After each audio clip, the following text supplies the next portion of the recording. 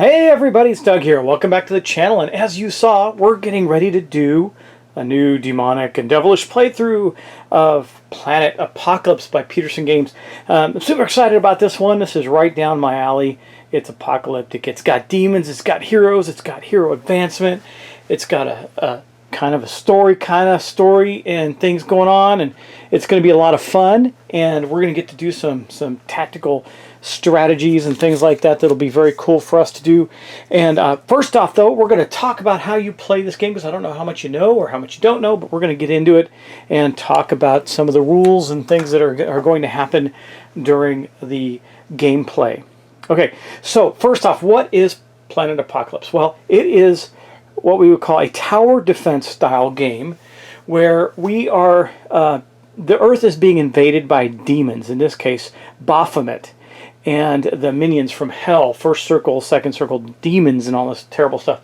And in this warped, twisted, apocalyptic world, we have these heroes that are going to save the day, and they're going to get divine interventions and gifts from God and things like that to fuel their power to defeat the demons that are trying to come and kill them. Now, there is no set number of rounds, so there is a doom track that if the doom track fills up, we will lose the game. And we are going to play a 3-player game, though we are technically playing it solo. And I think the rules in this are and how the character development is pretty clever. I really like it, and so I'm going to share that with you. But let's first talk about how the game plays out. I think we'll do it in little steps. So I'm going to talk about the team phase first, because that's what happens first. So let's do that. Here is the cool turn order card. It tells you some stuff on the back, and it has the turn order on the front. And it tells you that in the team phase, the first thing you're going to do is pick a captain. Okay, now that captain, it's not just symbolic. That captain is the first player, and then all the players roll out from there in order. But the captain also helps break ties and things of that nature. So there's a huge value to the captain role. I'm sorry, not breaks ties. I'm thinking, gotta go back to the last game. Dictates the spend of our courage from the courage pool, things of that nature. That's what I meant to say. Sorry, I was thinking of a totally different game at that moment in time. That's pretty funny. The other things we get to do, we don't get to have to do them in any particular order, but we're going to get to recruit, and our heroes can recruit basically simple people from the city. This comes in the form of these cards, and these cards represent the city folks that are going to make up basically the tower defense piece of the game, right? So let's say our character recruits some patrols. Okay, now these volunteer patrols, now they're all called patrols. These volunteer controls cost 1 purchase point, but they have 1 strength. Now there's 2 ways that we get to use these guys. They can hang around with us and absorb damage when we get attacked and just basically die. In this case, of the most basic character, the volunteers. Some of the other ones have special abilities we can use, or we can set them up to an ambush, and we'll talk about that later. But what they do then is, the more you have prepared for the ambush, the more damage they can do, and the higher damage they get to do. So if you have 3 patrols in an ambush, for example, we're going to do a D8 of damage in the ambush step. And then, of course, they get better as they go. You can hire like more powerful ones. I'll give you an example. These army guys, they're the last ones you can buy without spending any additional courage to buy them. You can discard 1 of these guys to get an additional D10 to your attack. That's pretty cool, right? So you can use them to defend yourself with, or you can use them to attack.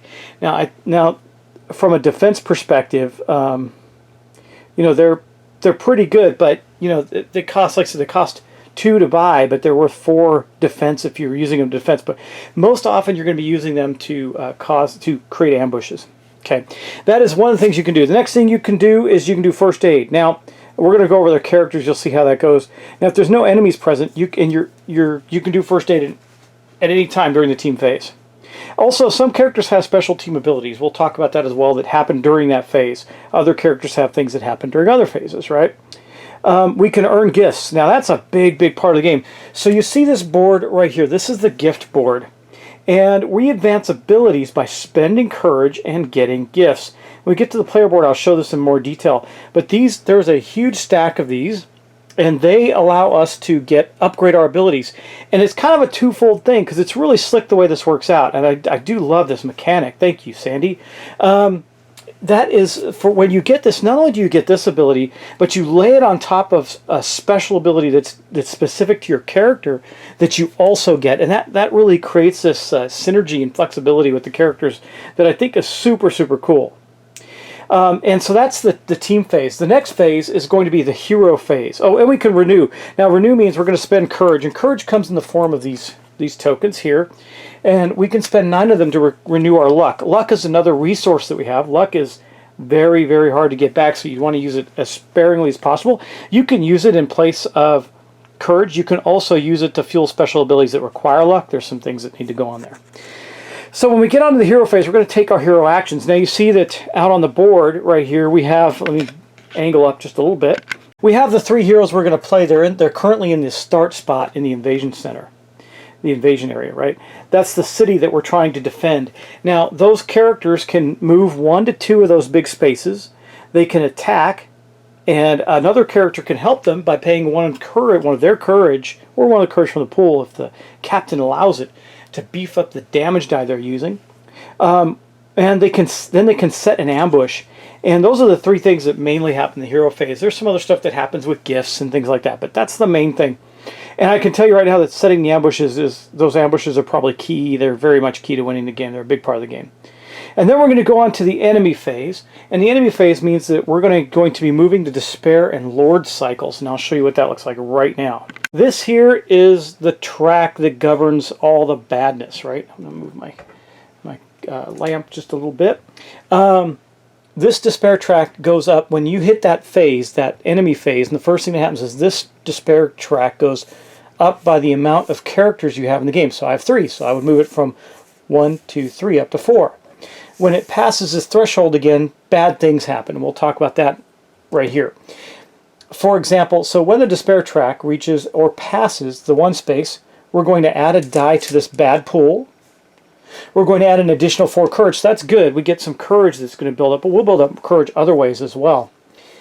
And then we're going to advance the Lord track 1. And the Lord track would go, it's 1 right now, it would go to 2, and then 3, and then back around to 1. Okay, get the idea. These dice are what tells us what appears on the board when we go to fight. And we're looking for matches. Well, we're not looking for them. We don't want any of them. It'd be great if none of them matched, but highly unlikely. When they match, they represent a certain type of demon, okay?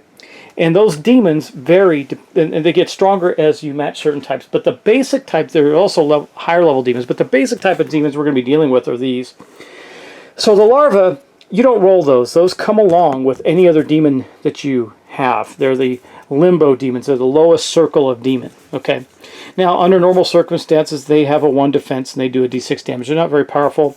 You can see that they're mutilated people that have these coat like hook hangers on them that they can hang from in hell and be taken out when necessary. But then when you get this symbol match, we're going to create a Grillus. And a Grillus is another type of demon, first circle. It's got a defense of 3, which means we have to roll a 4 on a die to do damage. And most of these guys just take 1 point of damage.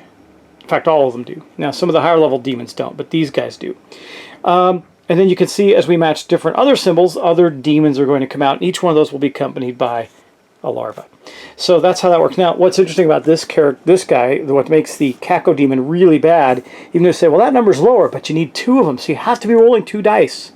It's not like, and not from different characters. The same character has to be rolling 2 dice to be able to defeat them, and both those dice have to be over a 4. So that's kind of how that works. And when we roll these, now this pool is going to get bigger because you saw when I told you this place we're going to advance, we're going to add a die to that track when it comes around. And so we'll have more and more demons coming out as things progress in the game. So when the Lord track, though, swings around and reaches 1, we're going to do a couple of things as well. The Lord is going to advance 1 area. It means he's going to get closer to defeating us. And the Demon Lord Baphomet is at the end of the map. We haven't looked at him yet, but we will.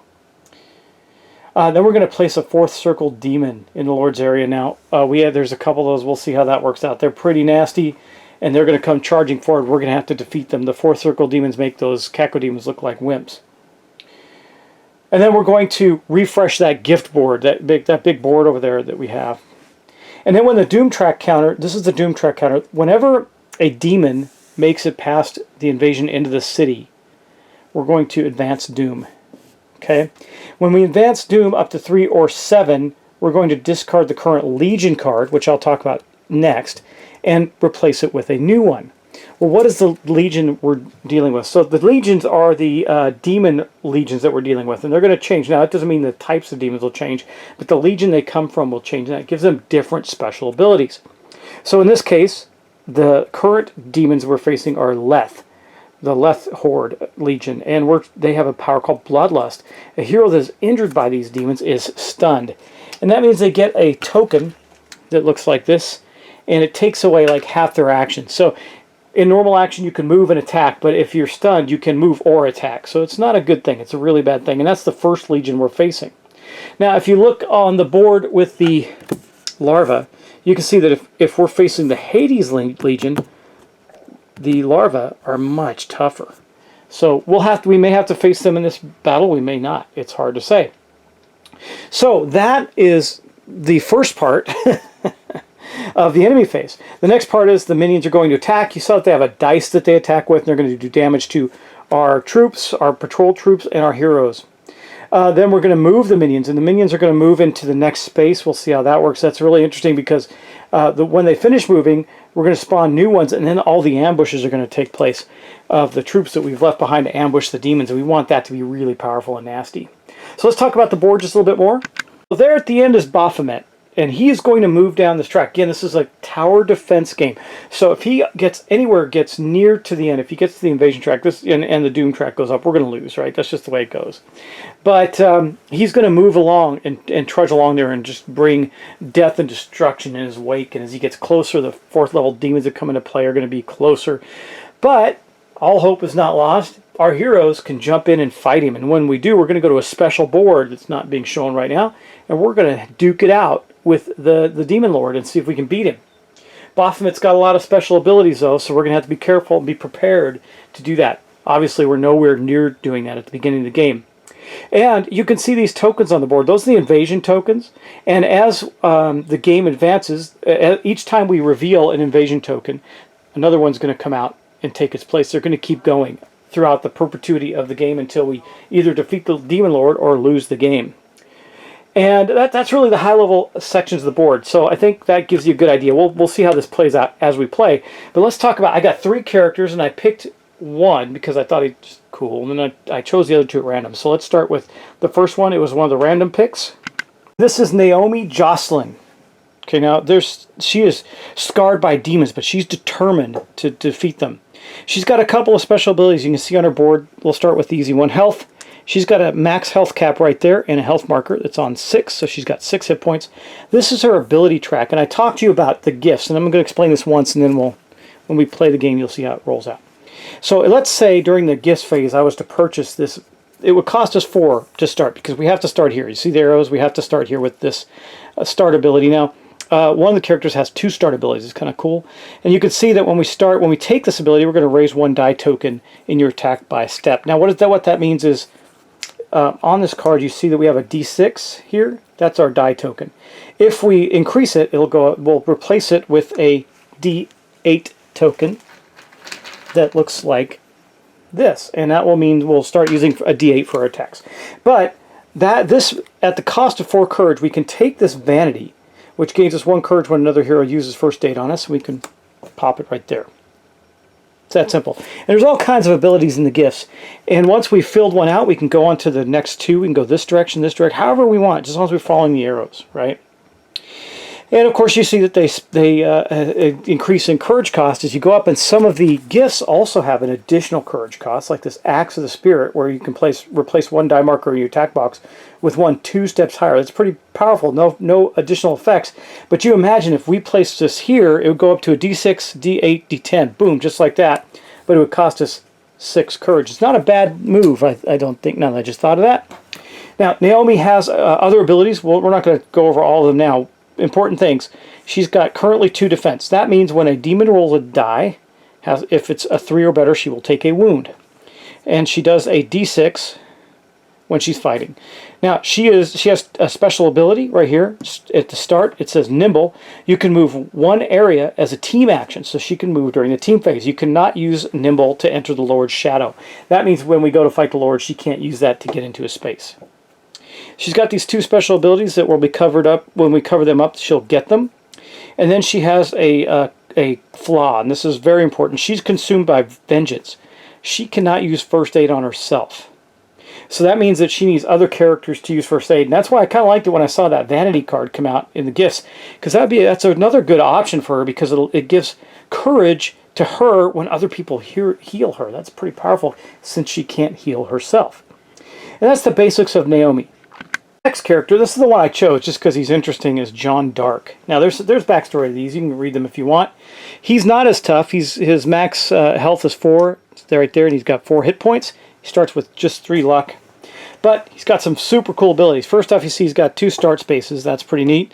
And he's familiar. He has a familiar spirit. When you kill a minion, you can gain health, recover health instead of courage. So when you kill any minion, you gain a courage, personal courage. But he can gain health too. And his flaw is that he's hellbound. The lowest circle of minions in an area always targets John Dark. That means if there's a bunch of larvae, they're always going to target him first. When he is present. When multiple groups attack as one, they need not target John Dark. So if a bunch of larvae kill John Dark, then they can move on and kill somebody else, basically. And again, he's got these really cool abilities. We'll go over them as we play, but that's him right there. He's got 2 starts. Last but not least, we have Hannah Hazard. She's a sniper, basically. She's a Israeli-trained sniper. Pretty cool. And by the way, John Dark, he meddled in the occult. He's powerful yet vulnerable. That's true. She, too, only has 4 health. So we got 2 characters that don't have as much health as some of the other ones. It is what it is. I'm sure we'll be fine. She has sighted in, says you can attack minions in an adjacent area. Helping heroes must still be in your area. So if she uses the help feature, meaning spends a courage to boost another character's die, they have to be in the same space as her. She's a loner, though, so you cannot have more than 1 patrol trooper with you at any time, and you cannot recruit BMP. Okay, so that's for different, but a patrol trooper, so that means if she only rolls a 1, let's say she rolled a 1, anyway, she can only have 1 of these folks. Now, they can be a higher cost one, but she can only ever have 1. Good news for her is she's got lots of luck. Bad news is some of her shots actually, or some of her abilities actually require luck. So we'll see how that plays out as we go. But that's really the game kind of in a nutshell. I think we've gone over the most important parts of it. Lots of dice rolling, lots of fighting, all that good stuff. I will show you their miniatures real quick. They have some good miniatures in the game. This is John Dark right here. I think you can see him clearly enough. This is Hannah with her sniper rifle, Hannah Hazard with her big hat, sniping away. And this is Naomi. So I think we're going to do 1 round of gameplay in this session, and then we will move on. Oh, and what else? I didn't talk about this either. The Divine Intervention token. Now that's another one that you want to hold on to because it allows you to affect something else in the game, like a die roll, bad die roll, or something like that. And I got to read up on how you get that back. I don't really recall. But anyway, use it sparingly, right? That's the message of the day there. So I think we're in a good place to get started. And we're going to start with our very first turn. Now, we don't want the demons to win, so we're going to do everything we can to stop them. Please let me know any advice, and of course, always, as I know you will, let me know if I've made any mistakes. Okay, and here we go with the start of the game. Remember, we're going to start with our team phase, so we're going to pick a new captain first, and we're just going to go down the line. The first of the captains is going to be Naomi Joslin, so she gets the captain card. She also has control of the Divine Intervention right now, but that's okay. And then we're going to start with the next part of that phase, which is our team actions. I am not going to move over yet. Remember, you can do them in any order. So the first thing we're going to do with all of them is we're going to recruit. So let's get a couple of D4s. Now when you recruit, you roll D4s, and that's how many troops you can recruit. We can spend courage to bump that up a little bit, but in the beginning of the game, I don't think that's very wise. We'll see how this plays out. Recruit die roll for Naomi is going to be a 3. That is a good start. For John Dark, it's going to be a 4. That is a really good start. For Hannah Hazard, it is going to be a 1. So that scenario that I told you was going to play out just did. She will take She could take nothing. She could spend a courage to bump it up or not. She's going to take a patrol. So Hannah Hazard recruited a volunteer in the form of a patrol. And then, let's see, what's John Dark going to do with his 4? We could set up a pretty healthy... These guys cost 2, so we could get 2 of these guys, these citizen militia, and start to begin to set up a pretty healthy defense here. So he'll take those 2. That'll be the start. So we got... Or should I take 3 volunteers? Let me see. What 3 volunteers? What do they do? If I get 2... She could take 4 volunteers, and that would give her 1d10 as opposed to 2 patrols if we use them to set an ambush for 3d6. So they can hit more lower level creatures, but we could beef the... Because she could get a full set of 4 volunteers right now. I think we're going to do that. We're going to turn these... We're not going to take the citizen militias right now. We're going to take the... Now, you can only ever put 4 in a spot, so we won't be putting Hannah's. She's going to probably keep hers, but 1, 2, 3, 4. There's 4 that John Dark has, his 4 volunteers that he will set up in an ambush. Okay. And then Joslin has 3, and I think what we'll do with her is she's going to take a police officer with her. Now, again, as we beef them up, you can see that they get tougher too, but one thing they do really well is absorb damage, right? So he costs her 3, but he can help her later on. So that was the recruitment.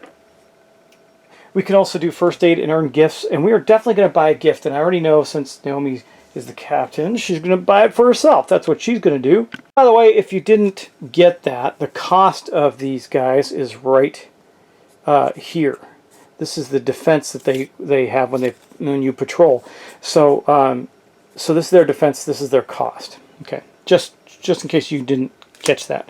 All right, now we're going to go on to the gift stage, and I think we're going to do exactly what I said with this vanity thing. We're going to buy vanity. Okay, so that's going to cost us the 4 courage that is in our courage pool already, our common courage pool. I'll just put them off to the side for a minute because they will go back. And that's going to allow us to beef up Naomi with this. So we're going to take this ability, put it in our start space, cost 4. Now she has this ability permanently. She also gets this. So now we do get to take her D6 and immediately beef it to a D8. And that's pretty good. So now she's rolling a D8 for her attacks instead of a D6. Everybody's healthy, so there's not that much more we can do. But Naomi can do something, and she is going to go reveal the demons that are coming toward the city by using her special ability of Nimble to move into the space during the team phase. Okay, so boom, here we go, our first reveal. Now, basically, I'm just going to take this off the board for now. What happens is they keep marching down, so I should move them down, replace one, but we're going to have demons in our space, so until they're cleared out, it really doesn't matter. And then we're going to roll our despair pool dice. These be them. Let's see what we get. So that's interesting. We only got 1, but it is a beefy one. And we got a fiend. Okay, so let's take a look at a fiend. Now, fiend comes out on the board. So Naomi runs up there during her special phase and reveals that there is this giant fiend marching on the city, and he's dragging along a little larva with him. So we're going to go back to the board, and place him here. That is how that starts. Okay, and now we move on to our hero phase. And in the hero phase, we're going to get to take all of our characters' actions and attack and all that good stuff. So I think the first thing that Naomi is going to do is we can start beefing this up with the police. I mean, even at a level 1, it's a D6, could kill some of the wimpier creatures on the board. Or we can keep her in patrol for her health. I mean, it does block 3 points of damage. That's pretty good. Maybe she'll hold on to the police officer for now as a sacrifice in case she needs it. We'll do that. We'll leave it alone. But we don't have to go in any particular order. So the first one we're going to do, I think, is we do. We have to go with Naomi first. She's the captain. Okay, so Naomi's going to go. I think what she's going to do now is she can attack that demon, but does she... Wait, no, I don't think she does. I think we're going to roll a D8 and see if we can kill that demon. All right, well, okay, so for her first part of her action, she can attack and move, or move and attack, and set an ambush. So she's going to move. She's going to attack and move, basically. So here's her D8. Now, remember, to kill a fiend, or maybe you don't remember, you may not have looked at it, but she's going to need to roll a 7 or 8 on this die, because they have a defense of 6. She has to roll better than that. Let's see if she can pull it off. A 6! We actually did not. Bummer. So we're right on the edge of that, but you don't have to allocate your dice at first. So we did kill the larva that's there, and even though it's just a larva, it does give her courage, so that's good. She is encouraged by killing her first demon, even though it wasn't the big one she wanted. And that is going to mark the end of her attack. So the question of the day is, do I retreat? Do I move forward and reveal the next demons, but that would allow them to attack me? Do I retreat back? I think I retreat back at this point. That way she'll be able to recruit some more police next turn, perhaps, hopefully. See if we get lucky. Then we can set a really good ambush. So she is going to take her move action to move back into the space.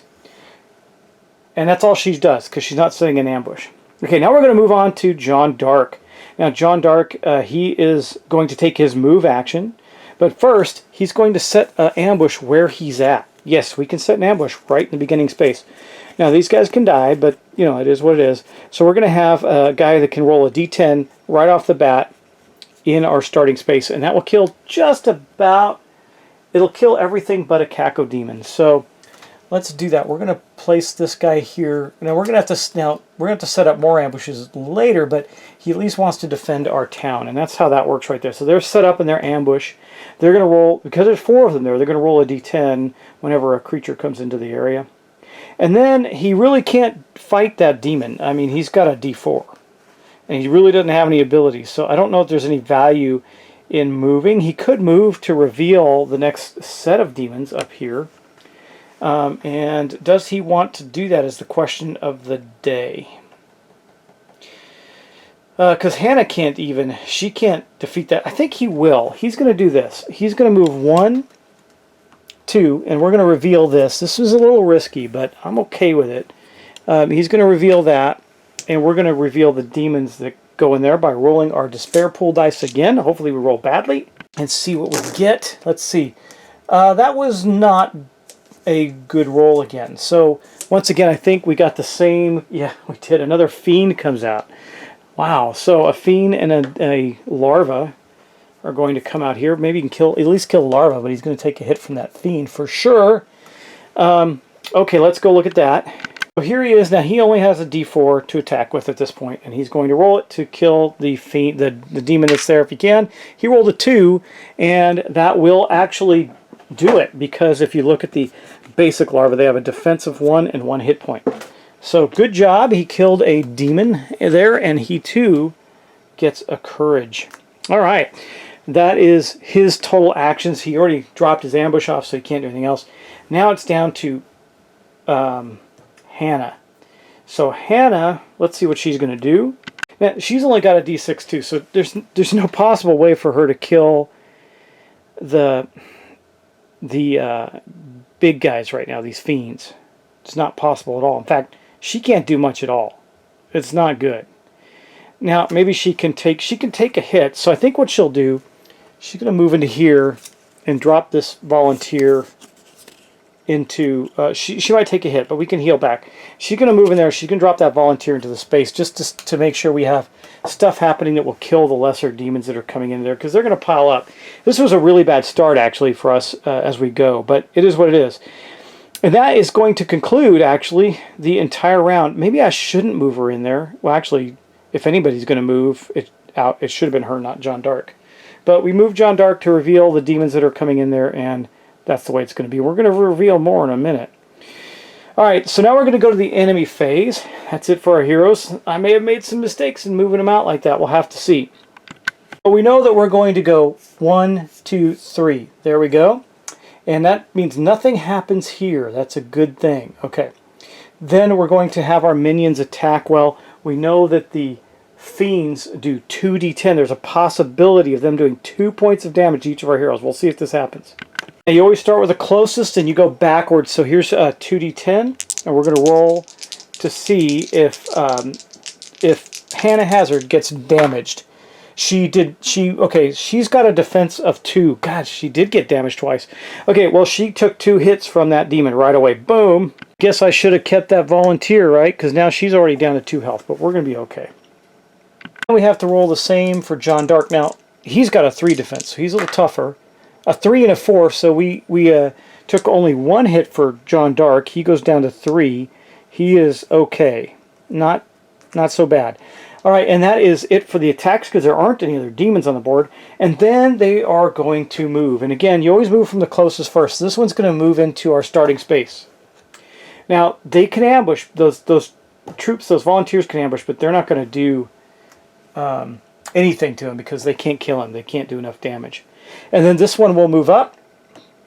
And then this one, what we're going to do is this one would just go here and move there. So we're just going to know that that happened. Now we're going to roll our dice and show some more demons. It's quite possible in the early part of the game that some of these demons get away from us. It's quite possible, especially since we rolled fiends right off the bat. But we get, oh, yet another fiend. Really? I mean, there's only 4 in the game, or 5 in the game that can come out at this point. Maybe there's more. I don't know. But we're not doing well with that. So another fiend comes out. So that means we've got 3 fiends. I mean, the Demon Lord really just wanted to bang on us right away. And that is going to be the end of... Oh, wait a second. You know what? I take it back. Well, okay. Yeah, that was the end of that. So that was movement. We spawned new invasions. We did that. Now we're going to ambush. Well, here's the good news. I guess dropping this guy here... Oh, we only have 1. Doesn't help at all. But we do have an ambush here. I forgot. These 4 guys actually roll a d10. We can, in fact, kill that fiend that's there. Let's see if we can pull that off.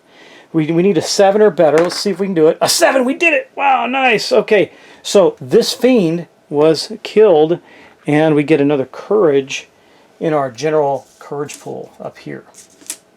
And that's going to be because we took this guy out. That was good. That was a bit of luck there, right? Huh. We know we're going to need that. And that marks the end of an entire round, guys. So our heroes are not in the greatest of shape. We're going to need to definitely do some healing. We'll pull back, I think, in the next turn and kind of rally and regroup as these demons come forward toward us. Maybe we can take them out. Maybe we can't.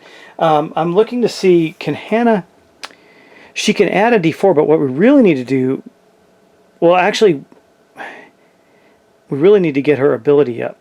Her die up. Now, if we're with her, we can spend a courage. And we can spend a courage to actually beef her up to a d8 and possibly snipe down the fiend. We'll see. We'll see how this goes. And there's a lot of synergy in the game. Definitely a lot of synergy in the game. But Baphomet has not done anything yet. He will next turn. He's going to start his... well, he won't. He's got a couple of turns. But we're going to start seeing some things happen. So that's going to be the end of that, guys. That's going to be the end of this episode. I hope you are going to enjoy this. I think it's going to be a blast. And then we'll get right into the next turn in the next episode. This will be enough, for I think, for this one to give you a good idea. And I haven't even revealed the tougher demons that are going to come out after us. This is just the basic stuff. Even though we're not rolling the little guys, these guys, the Grillis, that'd be nice. And we haven't had a Cacodemon come out either. So I guess we're going middle of the road. But as you can see, that's a little tough. And we did manage to, the volunteers, the 4 volunteers with their D10 were able to take out that fiend. That was pretty cool. All right, guys, thanks for watching. Thanks for subscribing. I always, please like, share, subscribe. It helps the channel quite a bit. And I hope you enjoy this playthrough of Planet Apocalypse by Petersen Games. Thanks. Talk to you in the next episode, guys.